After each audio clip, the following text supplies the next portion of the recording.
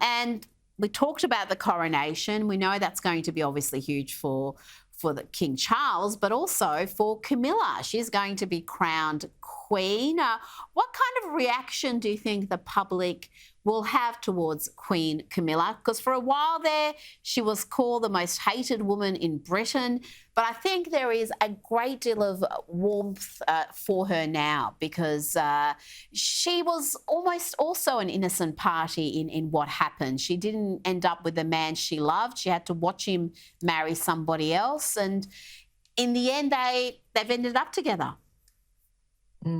Camilla has played the longest game. She talk about playing the long game, and she has done this exceptionally well. And look, when Charles and Camilla got married in 2005, you know, it was like, oh, well, she's only ever going to be the Queen Consort. And even when the Queen spoke about her succession planning in very recent years, you know, Camilla was only going to be the Queen Consort, which essentially means that she derives her, I suppose, position as Queen via her husband. She's not a separate monarch. She doesn't have her own political power.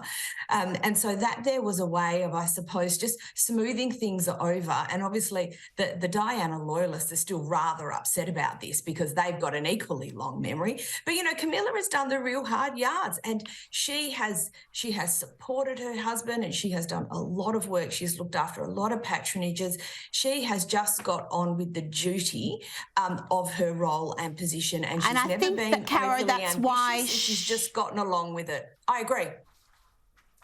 I think that's why she's loved. I think you're right. She's played the long game. She's been smart, and she's just been a good companion. Finally, let's just get a very quick response from you on Meghan. This has been called another example of her hypocrisy. The Duchess is apparently going to be making her Met Gala debut. Again, strange behaviour for someone who supposedly values their privacy and just wants to live a simple life. Yeah, well, hypocrisy is probably the thing that Meghan is best at. This doesn't surprise me. This doesn't surprise anyone. This is a big Vogue event. We know that Anna Wintour has always tried to have as many celebrities either on the cover of magazines or at the Met Gala. I mean, that is what draws the attention to this event. And this doesn't surprise me in the slightest. I mean, you wouldn't go and do an interview with Oprah. You wouldn't have a Netflix series. There wouldn't be books and podcasts and partridges in pear trees and all manner of other things if you wanted to live the quiet, simple, private life.